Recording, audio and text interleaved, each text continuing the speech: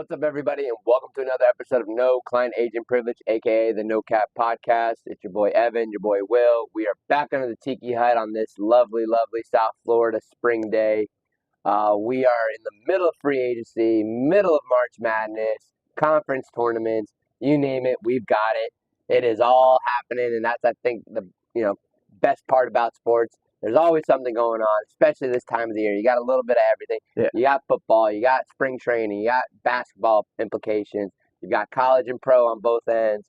You got deals being made, draft coming up. I mean, everything and anything you want as a sports fanatic. Hockey going crazy. Hockey's getting heating up. And again, this is just that time of the year where, yeah, football's not on, but there's a lot of football stuff happening. So if you're not a casual and know what your team is trying to do, or you're interested to see what your team does in the next, their 5-year plan. This is time of the year for those football diehards, the junkies. Yeah, the ones that really get down. Yeah, I need it. Yeah, I need it. Yeah, Like anything. football, Tell me what we need. Football is really, I'd say probably the most year-round, relevant. You have your off season, of course, but there really isn't. But how big of that off you season got your have we spring really training for football. Yep. You got your camps, workouts, draft, combine. Yep. All kind of. One Obviously, after there's that the point other. during the summer. There's that point during the summer where they have some time. Yeah, I you believe, think July, 6 weeks or and then something. they really go back to work. And last week of July, we're right back in it. Right. So, but yeah, a lot of free agency stuff. Yeah, I mean, quarterbacks. Yeah, quarterbacks. Josh Allen made his money. Yes. So he's cooking. And then I don't know, was it record breaking? I don't believe it was. No, I still believe there was Patty in front of him. Okay. But I think I thought Patrick took less. He did over long term. Okay. I believe. And then Allen took more up front, I believe. Right, but he got 6 years. Yeah. So But Pat got 10. Franchise. So that's why the difference is. But yes, the 6 years. Right. I mean, breaking crazy numbers. All these quarterbacks. I mean, if you are a prototypical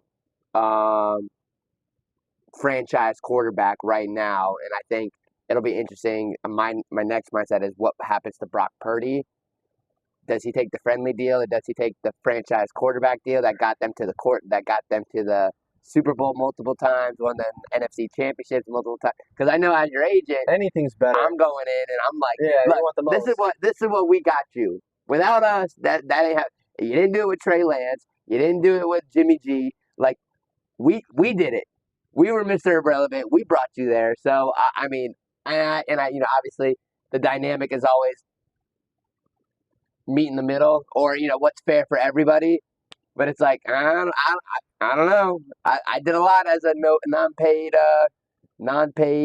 rookie quarterback, which a lot of other guys didn't do. Right. But yeah, even the old heads now that we go back to quarterbacks, Rodgers, Wilson, and I guess you could say Kirk, even though he is under contract. What Atlanta does with him. I mean, obviously, I think the two contestants for Rodgers at this point is still Giants and Steelers. Right. And then I guess everyone keeps saying about the Vikings possibly, and I think that would be the funniest dynamic in the world, just literally following in the footsteps of Brett Favre. Right. Like, you went to the Packers. You did great. You went to the Jets. It sucked. You go back to the Vikings, and if you do what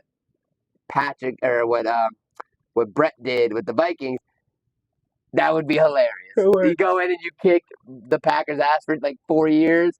Like, oh my God, that would be funny. The career Netflix documentary that would come out of everything that A-Rod stands for would be amazing. Like from the football to the off the field stuff, you put that all together on the same journey, and it would just be hilarious. If it doesn't work, though, then you got to talk about probably retirement. I'm sure that's already in his head. Yeah, preserve some legacy. Yeah, I mean, of course. I mean, he's a Hall of Famer, no doubt. I mean, multiple-time MVP, Super Bowl champ. I mean, he did stuff that majority of quarterbacks will never do. Right. I mean, it's just one of those careers that very, very few compare, and that's what the Hall of Fame is for. Is you have numbers that are very unlikely or off off the charts, like something that you don't see every year or every generation. So Right. that's where I believe the Hall of Fame should stand. Like if you did stuff in your generation that is unheard of or very unlikely to happen in any generation, that makes you a Hall of Famer. So for 100%. A-Rod, even the injuries and all that stuff at New York, whatever, I don't really believe that tarnishes his legacy because the majority of it doesn't fall on him. Right. Like, yeah, he's still a great quarterback. Yeah, he's older now. Like a lot of that stuff, just like it is what it is. Like that's just part of playing the game. No, I agree. So that's like for us when we look at it from a fan perspective, what really could he have done better to make that Jets team better? You fire the head coach, the defense starts falling apart. Offensive line can't. I mean, again, one of those things. Ownership sucks. Yeah, that's a lot of stuff It that's wasn't not a on good. his plate. It wasn't a good situation. So over there, again, but kind of one of those things. But now getting back into Russell Wilson and Kirk, Russell's on that 1-year deal. Now where does he go? Does he think retirement too? probably not. No. Well, yes, but in his mind, like maybe I think Aaron Rodgers is looking more towards retirement than Russell Wilson is at this point. I think. But who's gonna? I mean, maybe he has something to prove, or maybe he could be like a backup somewhere. But that's the thing. I heard mixed things about the Giants and his conversations with them. I know he met with them yesterday, I believe, but I heard something about how he left and there was no like deal reached. Kind of, there was no like really like middle ground. And then I heard that talks were going well. So I don't know. Yeah. I still think the Giants should draft a quarterback, but I don't know if they will. See, that's the next thing is out of those quarterbacks that we just mentioned, Kirk would be nice. But who sits in there and says I'm okay with my team drafting a quarterback out of those three? Like if Kirk just went through that at Atlanta. Drafting a quarterback, the Giants. No. I'm saying for the Giants. Like if I'm one of those three quarterbacks, why am I gonna go to a team that's looking to? And not say. I mean, same thing with the Vikings though, and JJ McCarthy. Yeah, exactly. So that's what I'm saying. Like that's why honestly for Aaron, you're gonna have to go in and honestly compete with this kid. Does Aaron really want to do that? Probably not. And same with Kirk. If I'm Kirk, am I asking for a trade right now? Like, look. I've been here. You just drafted this kid. Now you're basically telling me to piss off. Like you're paying me all this money. Shit, I'll sit here. I mean, we all talk about how Kirk is this competitive guy, and that's we know that to be true. You want to play. But I'm trying to play, pay for my play for my paycheck. But shit, at this point, I guess if I'm Kirk, yeah, I'll sit the bench. Right. The Seahawks made some good additions between Cooper Kupp on the 3-year, $45 million deal, and then Sam Darnold as well. Yep. They might be on the upswing. I hope Sam Darnold. I mean, we'll see how they do on the draft, but their defense is young. Their D line is young, so a lot of good things. New coach too, right? Yeah, new coach in his second year. Because Pete Carroll went to the Raiders. Raiders. So it'll be first year coach for him. Right. And who'd the Raiders pick up for QB? Somebody went to the Raiders. It wasn't a QB. Gino. It was Gino. Oh, Gino. Yeah. Okay. He followed him. He followed Pete to Raiders. So yeah. Okay. Good. I mean, shit. But I still think the Raiders will draft a quarterback. I think if I'm the Raiders, I might go get Jackson Dart. Okay. But you think he sits, or like look up sits behind Gino? Yeah, let Jack still got a lot to learn. After watching that Florida game, he still has a lot to learn as a quarterback. Right. There's a lot. You were there for that game, right? Yeah, there were 3 picks in like a matter of like 6 minutes of game time. You can't do it. I mean, that's rookie ball shit. Like you can't do that. Google what pick the Raiders have. I want to see because my mindset because I don't know if Jax will be there. First round? Yeah. Oh, 6th overall. Oh yeah, then fuck yeah, I'm doing it. Cause Abdul Carter's gonna be gone, so you're not gonna have an edge rusher to Max with Crosby. I don't believe there's an edge rusher worth a top 6 pick after that. I don't know if there's a truly an O-lineman. Travis is gonna be gone. Yeah, Travis is gonna be gone. Shador's gonna be gone. Shador, I don't even want Shador. Cam I would take, but Cam's gonna be gone. 4 and 5. So unless there's somebody out there that they're just in love with, I mean. You got Tom Brady in the front office. You got Gino to lead him. let him sit there for 2 years. Right. And then you can figure out come year 3, hey, is Jackson our guy? Because at that point, I feel like he's worth a 6th overall pick. Mhm. For at least from my perspective. Like I said, he's still got rookie antics behind him, but those can be flushed out Yes. with somebody 2-3 years down the line. Yes. So for me, I could see Jackson Dart going number 6 to the Raiders and sitting there for a couple years. I mean, to me, I would go Cam Ward, Jackson Dart versus Cam Ward, Shador. Okay. That's just my perspective on what I've seen. So we'll see. We'll get into draft talk a couple episodes from now. Yeah, for sure. It's coming up. And about then a month away. But a couple other free agent signings, quarterback wise, Daniel Jones to the Colts.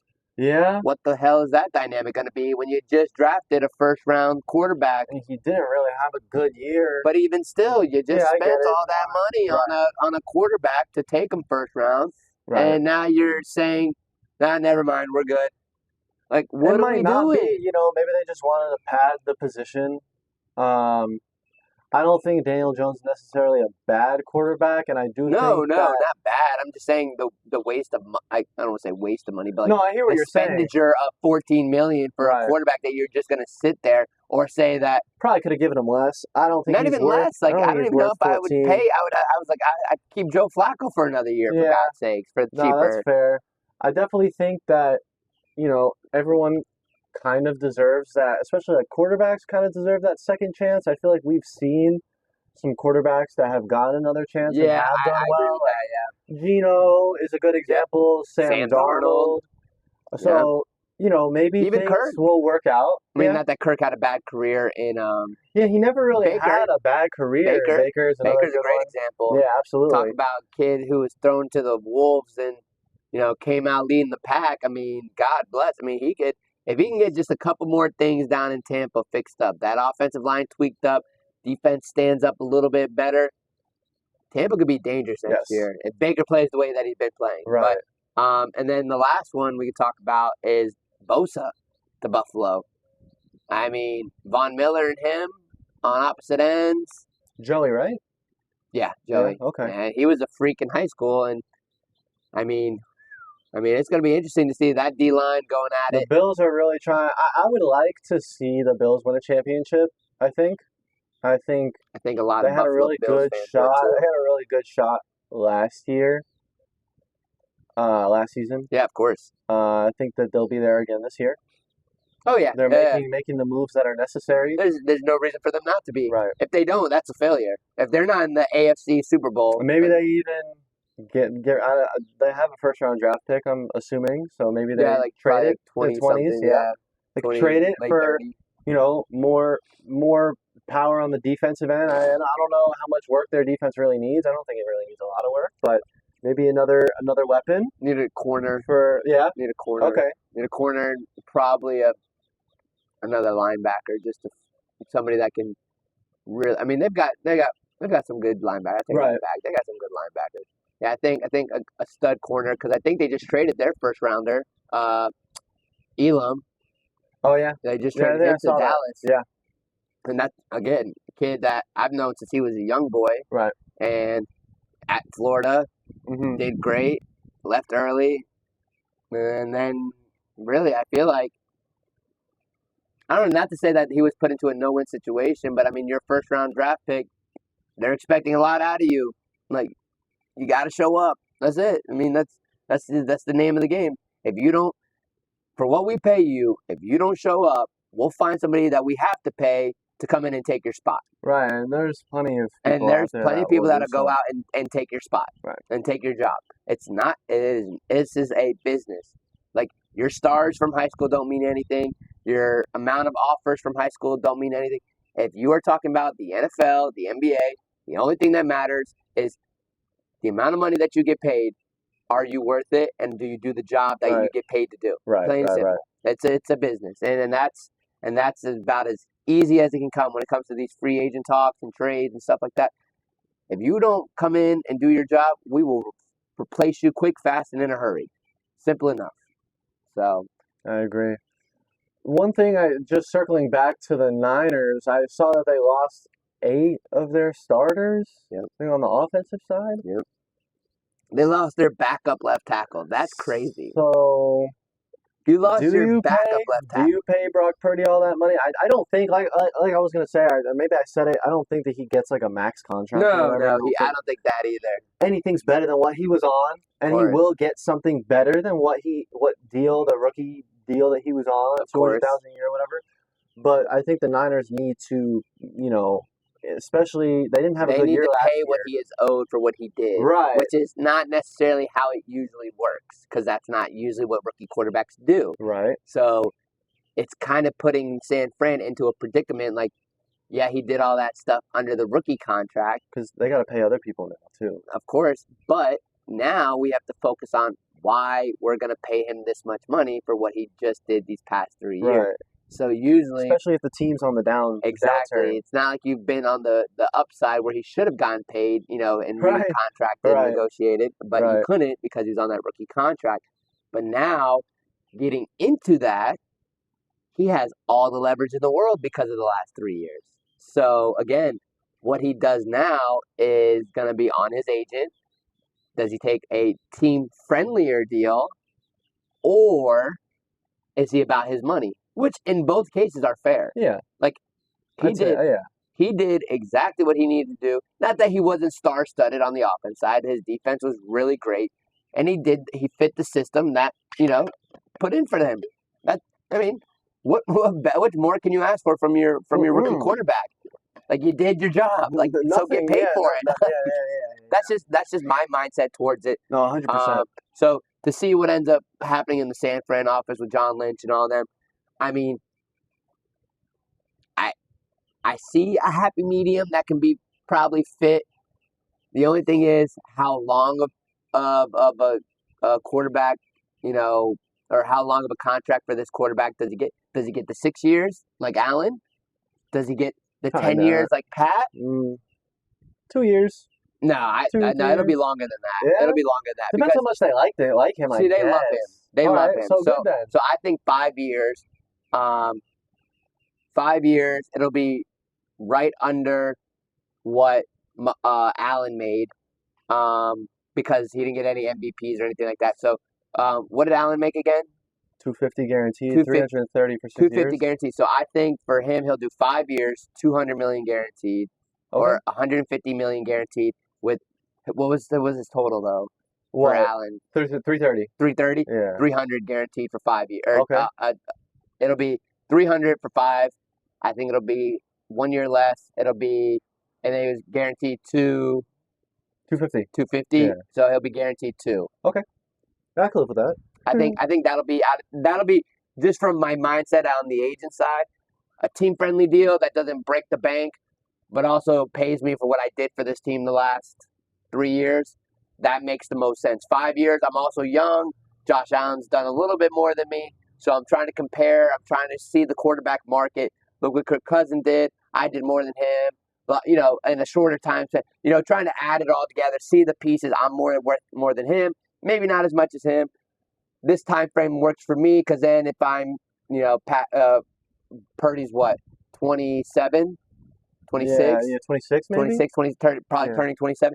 So by the time I'm 34, 35, I can either renegotiate, trade, whatever it is, free agency-wise. 33, I'm, looking at that third contract, and it's like, all right, am I finishing my career here, or am I pulling a Tom Brady and going to Tampa? Like, what am I doing? So it's kind of one of those things where a lot of it makes sense. Like, those numbers to me make sense. Obviously, I'm sure, I laughed. There was a, and we'll get into this in a second, college basketball. There is a coach, I think Marquette's coach, I forgot. He basically said, no college players or college athletes shouldn't have agents for NIL.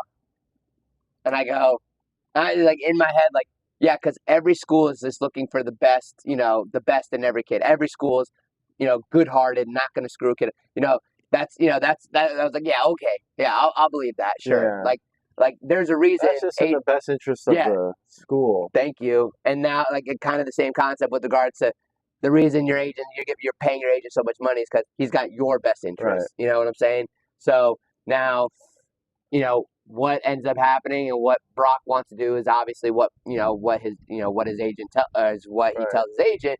But at the end of the day, those numbers make sense to me. They don't break the bank. You've got no, you're honestly you're in a rebuild, so you might as well pay your quarterback and then go pay the rest of your, find that offensive line, find that defensive studs that you want, and pay them. And then you just build your team from there. And I think John Lynch has proven that he knows how to do that, after the Kaepernick, after the Jimmy G, all that stuff. So, again, and they draft very well, obviously. Right. So we will see what ends up happening. But now turning into college basketball and, conference play, selection Sunday, all that stuff, ready to rock and roll. Absolutely. Got some big games on today, actually. Yep. Auburn's playing in a couple minutes. Yep, recording at 12:50. I should have turned it on. You'll probably catch, might miss a couple minutes. But they play Tennessee. Yep. Auburn is the 1 seed. Yep. They're playing number 4, Tennessee. Yep. I think that where is the site? Do you know? Nashville. Oh yeah. They call it Auburn North.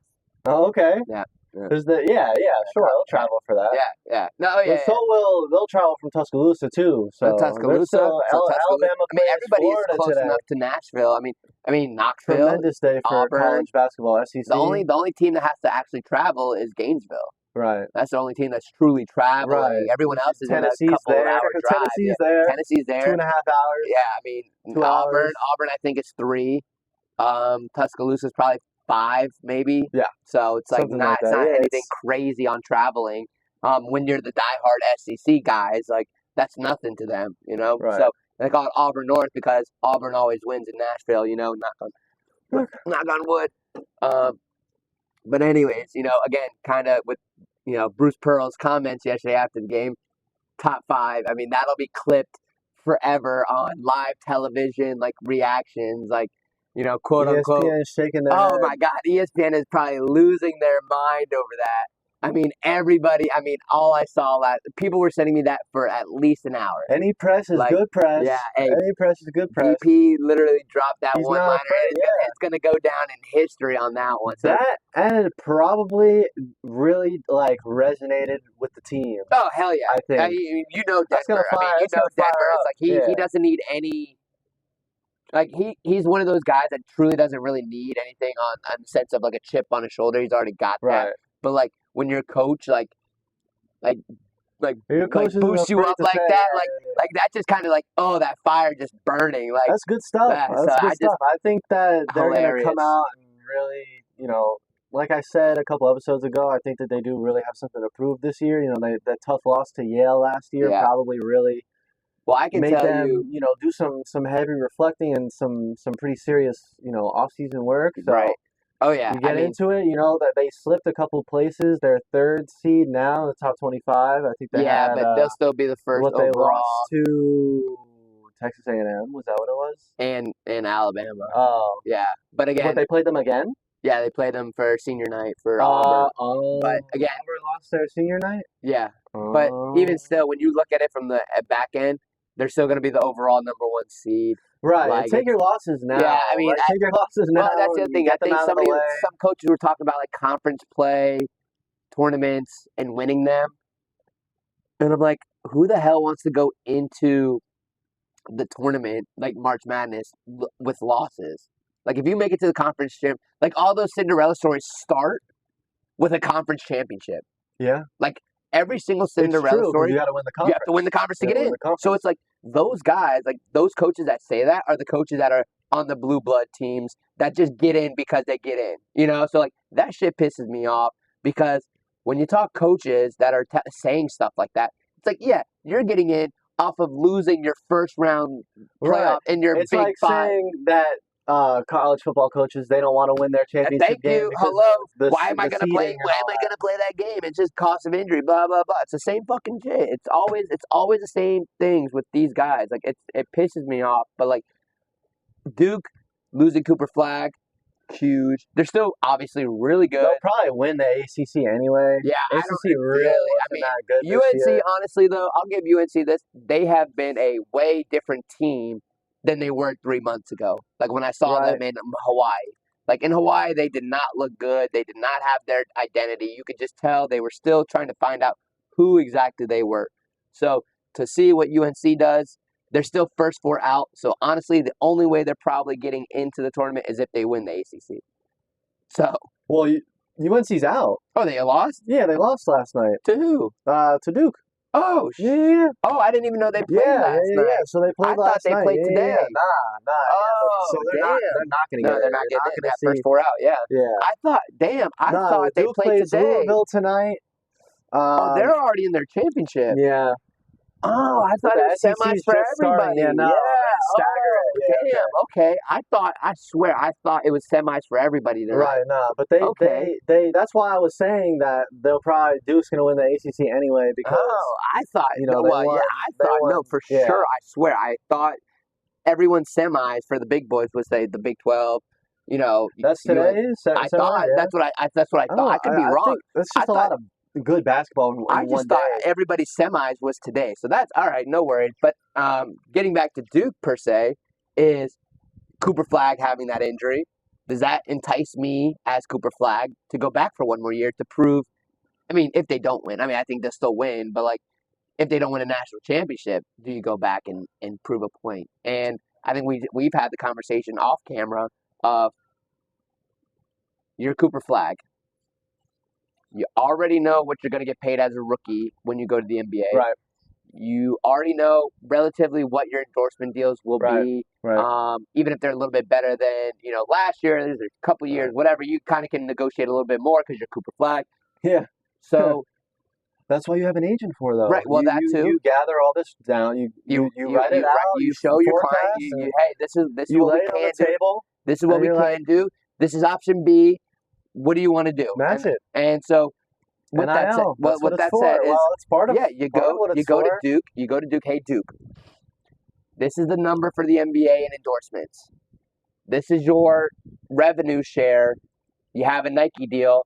You already got. He's already New Balance too. Right. So I'll go. You already got your endorsements. You can go up. You go tell New Balance, hey, New Balance, I'm staying for one more year. I'll keep wearing you, even though we're Nike school. What a big middle finger to Nike, but that's part of the game. Right. I mean, it's going to be a Nike jersey anyway when he goes to the league. So well, that's the other thing. My thing is, go ahead. Yeah, I just say, why do you think it's such a big deal that you're not allowed to wear? He's not allowed to wear New Balances on the court. Right. That's a big deal. You know what I'm saying? Like, well, Duke's probably one of Nike's biggest college. Yeah, no doubt. Accounts. How many JJ Redick jerseys do you still see around the country? You know what I'm saying? Like, you talk about what's about to happen when he does leave Even Duke. like Kyrie Irving's jersey. That's what I'm saying. Like, you're talking about generational years ago players. I mean, again, when we talk Cooper Flagg and what's about to happen, even if he doesn't leave Duke, when he does get drafted for the NBA, that jersey will sell out within 22 hours, maybe less, 20 hours of that draft selection. Yeah. Like, Fanatics system will go down as soon as unless it's some like shit team. I don't even think it matters, honestly. No? I really don't. I don't know if anyone wants to wear a Wizards jersey.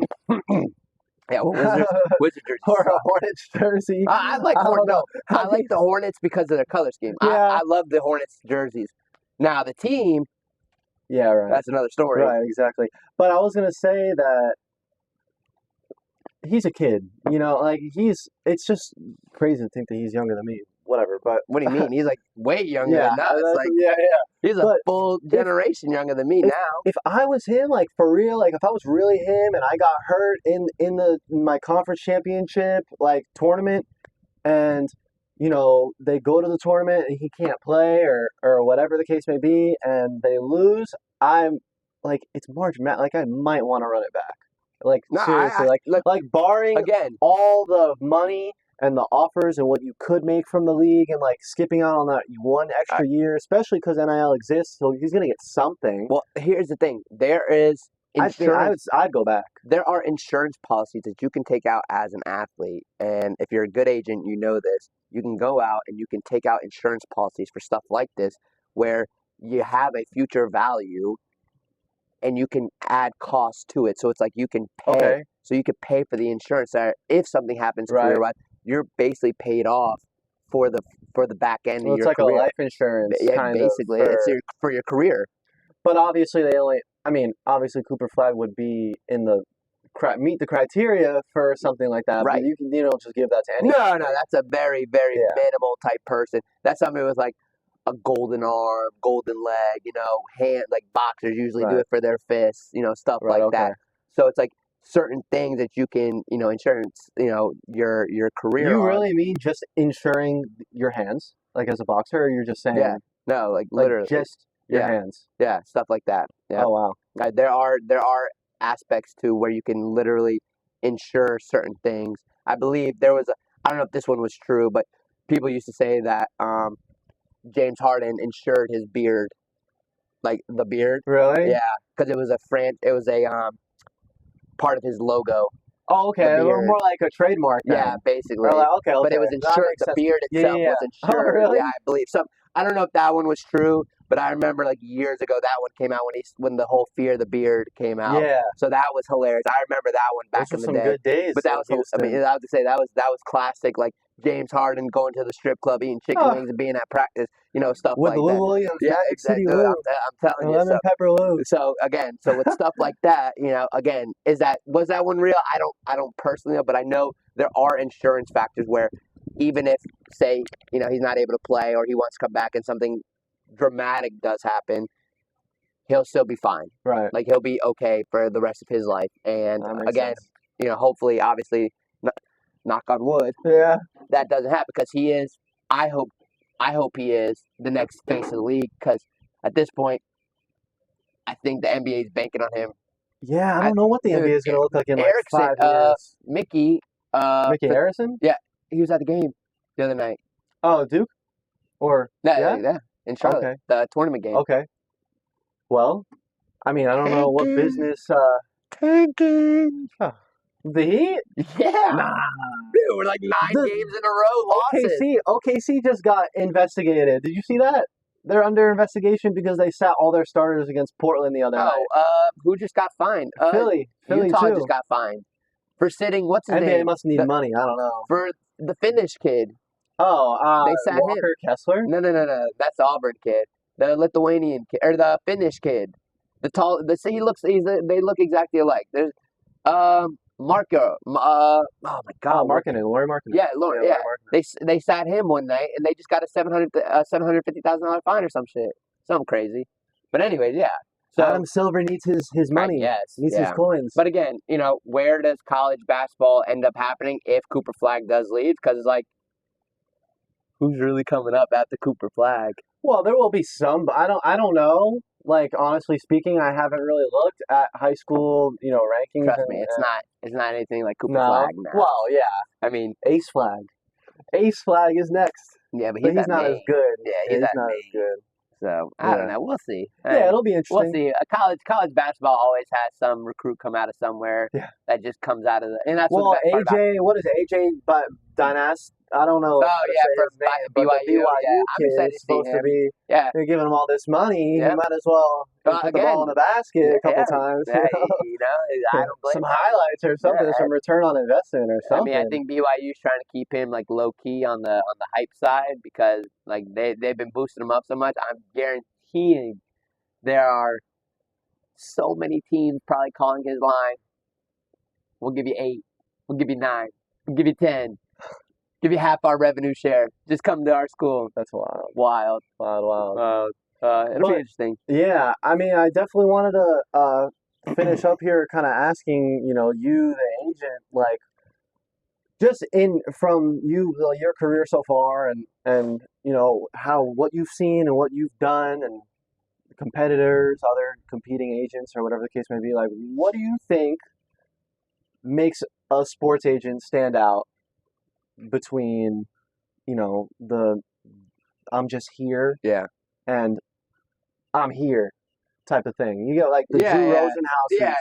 I mean, I think so far in the agent side of things, it's never been that the personal side isn't there. Right. Like for me at least, like every player that I've been in contact with, every athlete that I've talked to, whether it's football, basketball, volleyball, soccer, all of that, it's never been with regards to me personally not being able to land them.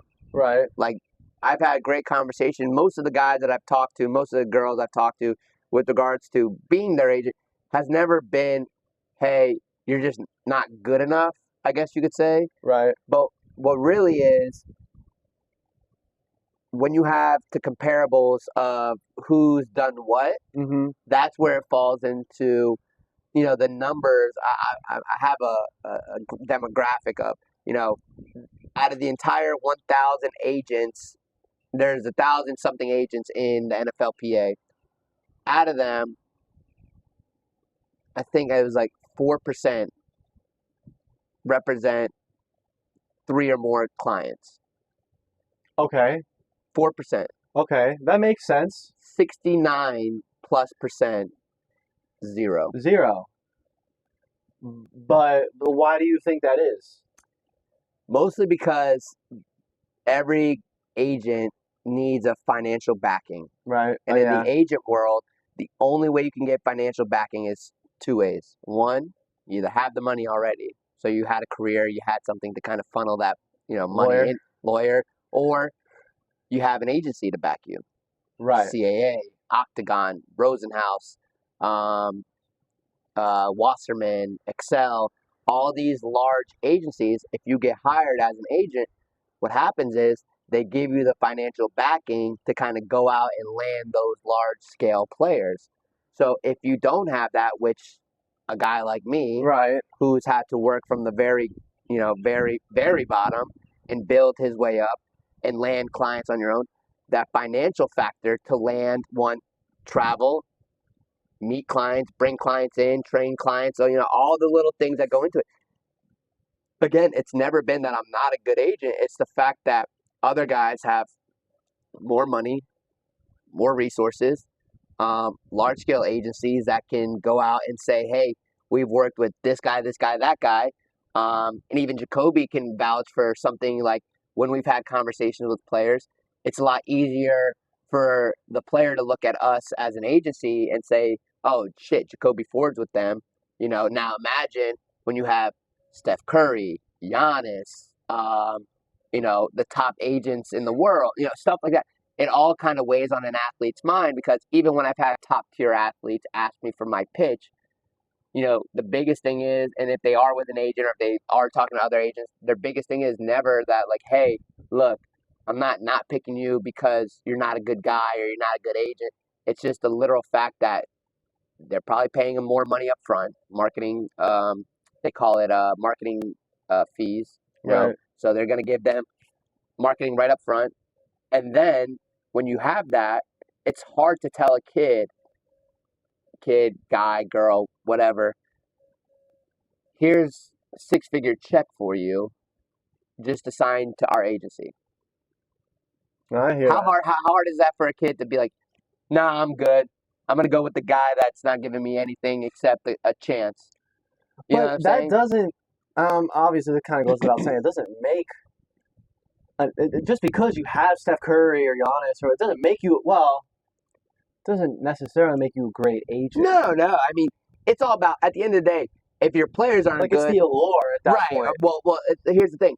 But when you have leverage, you can make yourself a good agent. Right. That's what the kids look at, though. That's at the end of the day. Guy, girl, whoever it is. At the end of the day, how much leverage do you have to go into our negotiations? How much leverage do you have to go in? Now, I only have as much leverage that you've given me on the court. Right. Say you got drafted first round. You go in and you suck.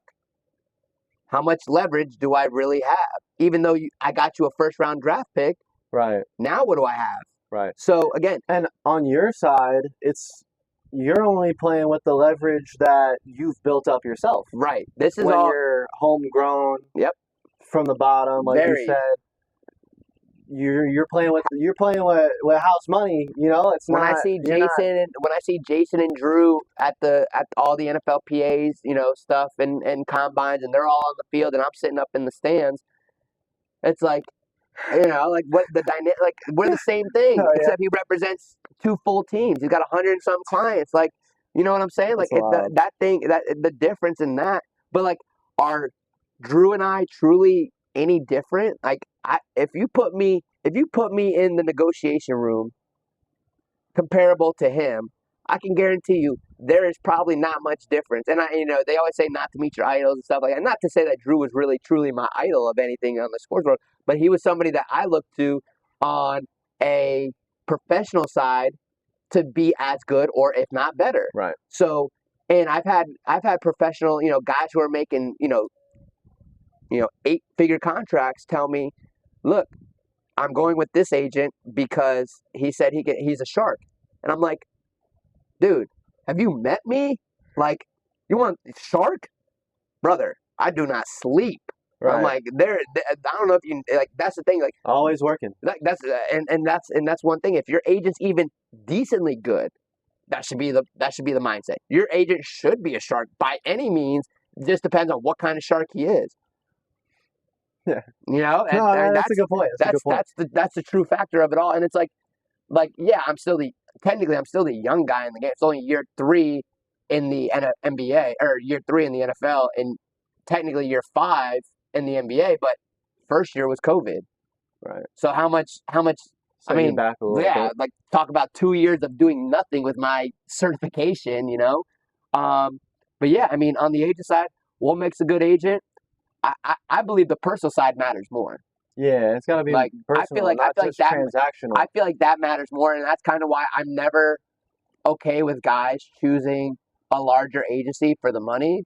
Because then at the end of the day, I understand it, but that's also not somebody I want to work with. That's why Denver and I have gotten along so well. Right, grass ain't always greener on that side. Yeah, you really don't know, because like at the end of the day, greener over there. Like, and I've loved Denver since day one, even before we got as close as we did. I mean, same with all. I mean, Malkia FaceTimes me. She's probably my funniest client by far.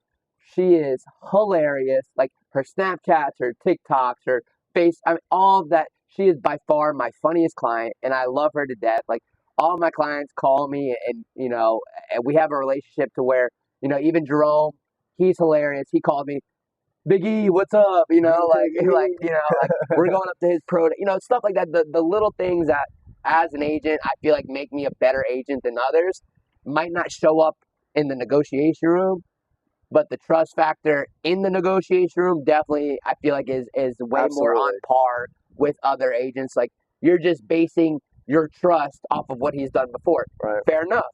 Yeah. Fair enough. That is 100% fair. If you know he's negotiated high-level contracts, great. That is. But if you have faith in your agent without even needing to know that, he's going to go in and get it done. Like, so those are my aspects. Absolutely. Towards being a good agent versus a great agent. And then obviously being a bad agent, you're just not doing anything. You're just there for the title. I've seen a lot of that come around with the NIL world. Yeah. It's people that want to start collectives and so much. They think that they can make a mountain out of a molehill. Yeah, it is one of those things where it's like, we all knew there was going to be aspects of it that were going to hurt the game and makes people think twice on agents and this, that, and the other. But at the end of the day, it's like, I don't look at it from that perspective. I look at it from the agent perspective, and I see the good that agents do. Yeah.